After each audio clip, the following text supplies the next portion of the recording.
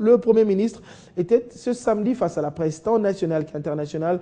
L'intervention de Matata Ponyo a tourné autour de 4 points, notamment la situation politique, diplomatique et sécuritaire, la situation économique et monétaire, ainsi que la situation sociale. Le chef de l'exécutif congolais a fait une lecture sur les jalons déjà posés comme fondement de l'action gouvernementale, les résultats récoltés, ainsi que les perspectives pour l'année 2014. Le point avec Marlon Kachamo, Martin Barwani.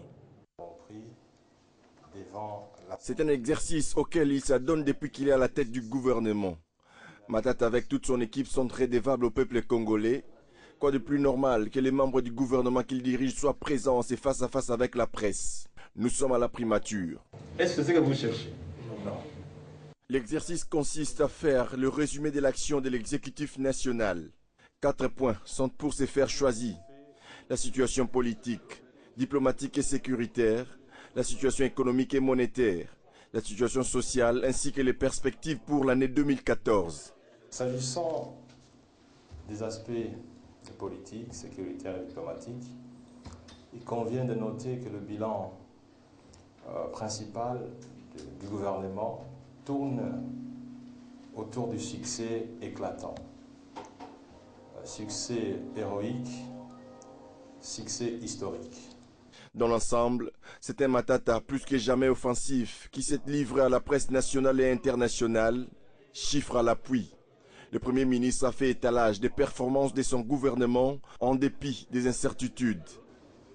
Le taux de croissance économique de la RDC à fin décembre 2013 est allé à 8,5%. Ainsi, la RDC est propulsée dans les top 3 du continent africain. Le taux de croissance de 8,5% est le tout premier depuis 1970. La relation entre stabilité et taux de croissance fait qu'aujourd'hui, notre économie peut, sans beaucoup de difficultés, projeter le taux de croissance à 2 chiffres. Préoccupation majeure, l'amélioration des conditions de vie des populations, autrement les familles sociales. Matata, ici, ne lutte pas la question. Le programme du chef de l'État, président de la République, est axé sur l'amélioration du social, sur l'amélioration du vécu quotidien de la population congolaise. Le social, faut-il qu'on vous l'amène dans quel type d'assiette? Si on vous amène l'éducation, celle qui vous permet, demain après-demain, de rentabiliser vos capacités intellectuelles. Y a-t-il plus social que l'éducation? Ainsi, le gouvernement congolais met déjà les caps sur l'avenir, sur le long terme, selon la vision du chef de l'État Joseph Kabila Kabange qui veut hisser la République démocratique du Congo au rang des pays à revenus intermédiaires d'ici 2018 et préparer ainsi son émergence à l'horizon 2030. Et juste après ce point de presse, quelques participants ont aussi donné leur point de vue en rapport avec les différentes explications du Premier ministre. Que pense-t-il de la gestion de la chose publique au cours de l'année 2013? La réponse dans ces propos recueillis par Marlon Kachamo. C'est qu'on a constaté que le Premier ministre est resté dans les chiffres, il est resté également dans ce qui a été dit concret, notamment dans le domaine de réalisation sociale.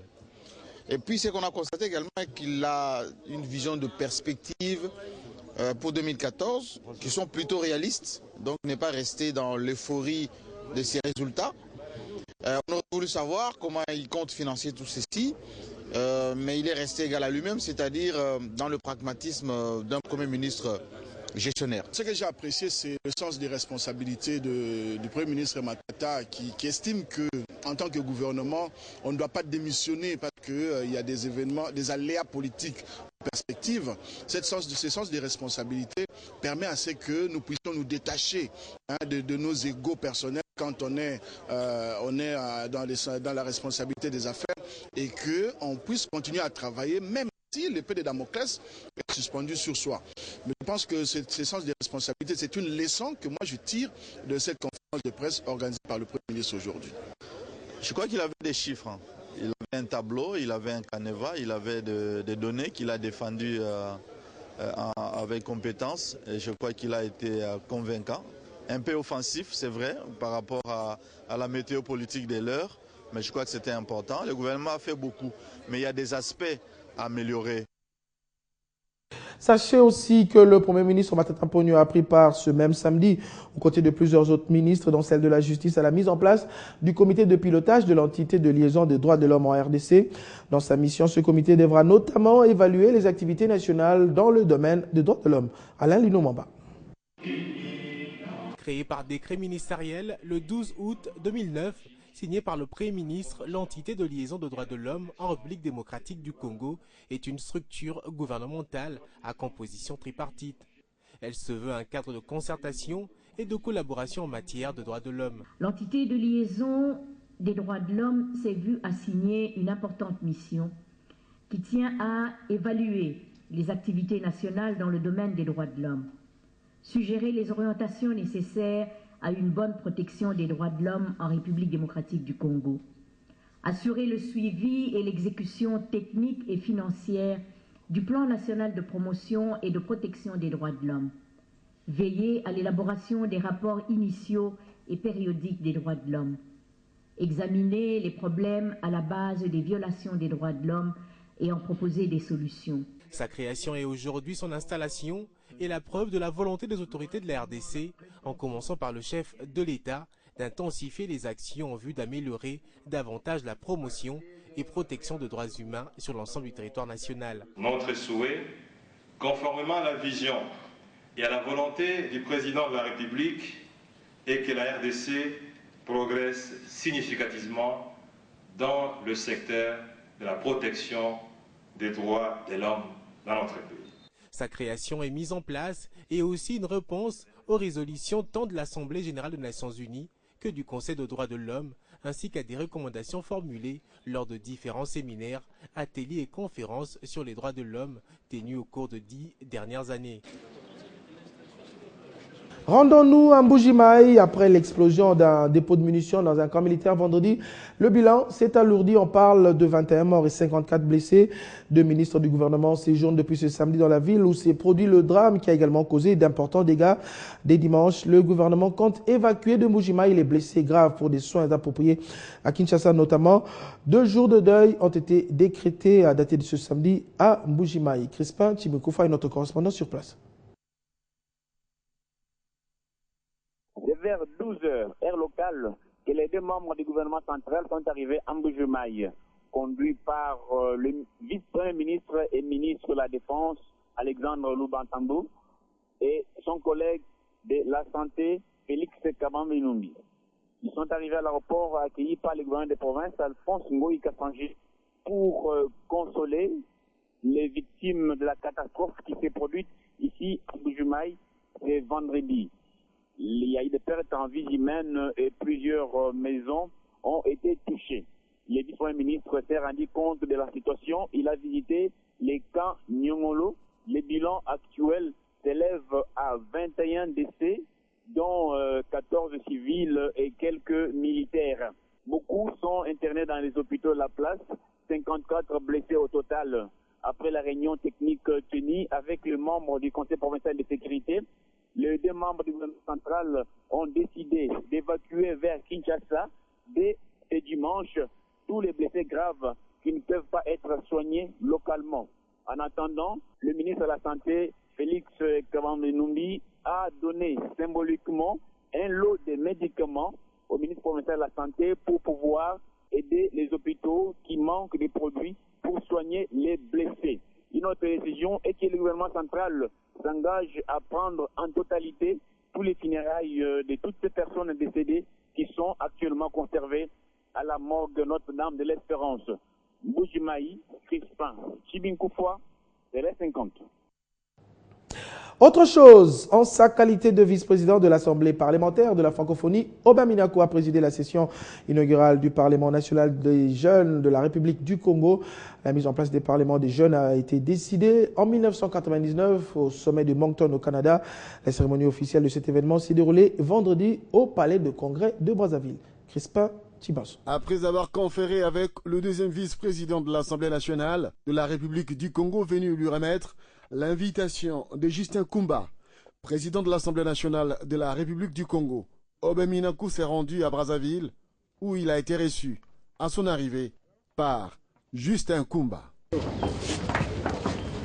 En tant que premier vice-président, je crois qu'il est nécessaire que je puisse représenter le bureau de l'APEF à Brazzaville. C'est là ma contribution parce que la jeunesse au sein de l'APEF, c'est une donne importante parce que nous devons tous travailler pour l'avenir et préparer les générations futures. Ce vendredi, le premier vice-président du bureau de l'Assemblée parlementaire de la francophonie APEF, Obé Minakou, a présidé la cérémonie inaugurale de la session du Parlement des jeunes de la République du Congo.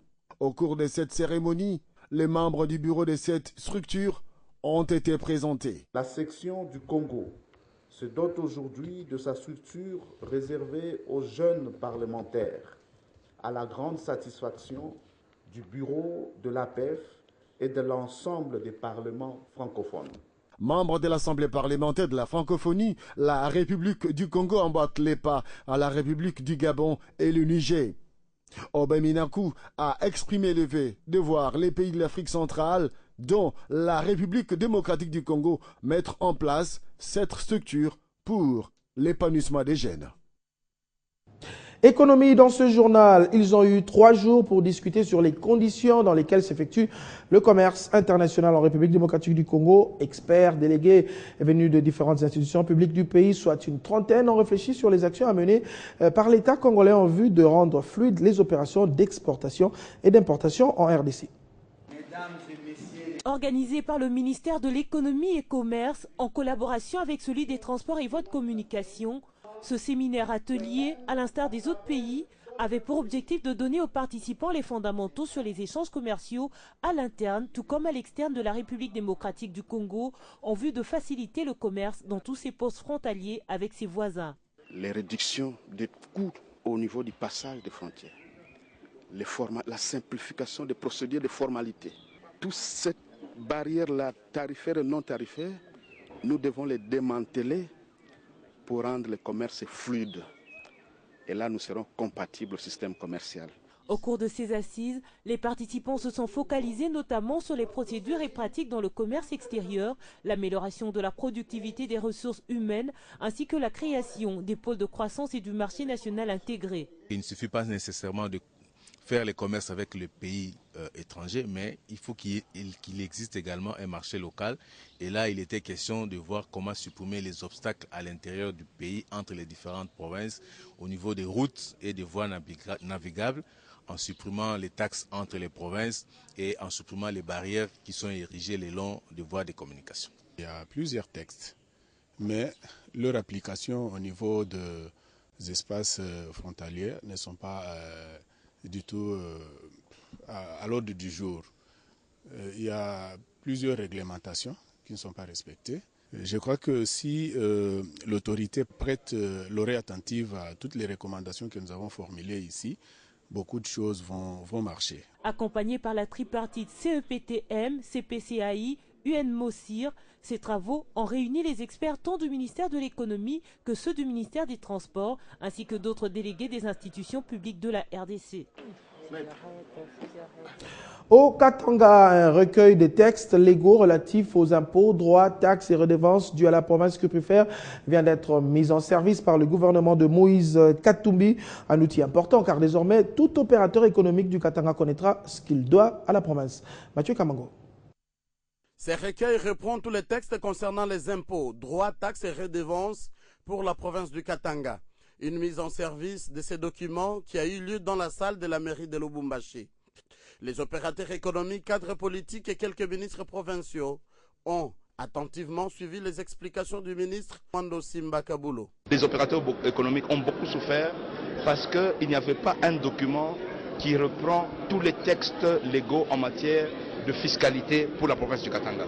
Donc nous avons réuni en un seul document toutes les lois qui concernent la province ainsi que les arrêtés ministère par ministère qui concernent la fixation des taux et la périodicité de perception.